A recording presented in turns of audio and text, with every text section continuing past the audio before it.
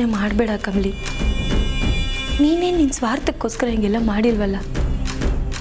ನಿಂಗಿರೋ ಒಳ್ಳೆ ಮನಸ್ಸಿಗೆ ಅದ್ಯಾವ್ರು ನಿಂಗೆ ಮೋಸ ಮಾಡ್ತಾನ ಹೇಳು? ನಿಂಗೆ ಇಂಥ ಐಬೋಗ ಜೀವನನ ನಾವು ಬದುಕ್ತೀವಿ ಅಂತ ಕನಸಿನಲ್ಲೂ ಕಂಡಿರಲಿಲ್ಲ. ಅಂಥದ್ರಾಗೆ ಅಜ್ಜಿ ನಮ್ಮನ್ನು ಕರ್ಕೊಂಬಂದು ನಮ್ಮ ಸ್ವಂತ ಮೊಮ್ಮಗಳಿಗಿಂತ ಹೆಚ್ಚಾಗಿ ಅವ್ರ ಕಣ್ರೆಪ್ಪೆ ನೋಡ್ಕೊಂಡಂಗೆ ನೋಡ್ಕೊಂಡವ್ರೆ. ಅಂಥದ್ರಲ್ಲಿ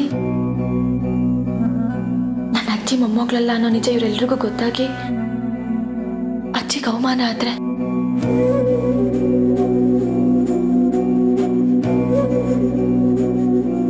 ಹಂಗೇನ ಆದ್ರೆ ತೆಪ್ಪೆಲ್ಲ ನಂದೆ ಅಂತ ತಾರಾ ಮೇಡಮ್ ಕಾಲಿಗೆ ಬಿದ್ದು ನಾನೇ ಕ್ಷಮೆ ಕೇಳಿ ಇಲ್ಲಿಂದ ಹೊಂಟೋಯ್ತೀನಿ. ನಿನಗೆ ಕಮಲಿ, ಹಂಗೆಲ್ಲ ಏನೂ ಆಗಕ್ಕಿಲ್ಲ, ನೀನು ಸುಮ್ಕಿರು.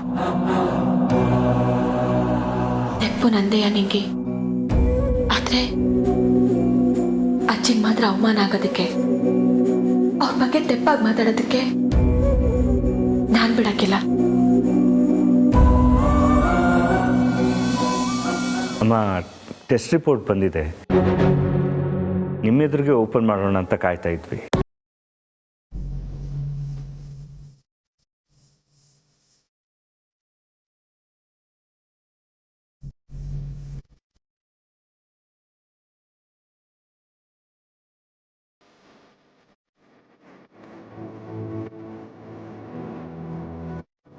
ತಾರಾ, ಬೇಗ ಓಪನ್ ಮಾಡು ತಾರಾ.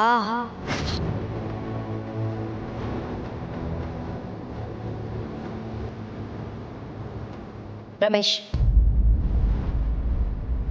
ನಾನು ಓಪನ್ ಮಾಡ್ತೇನೆ.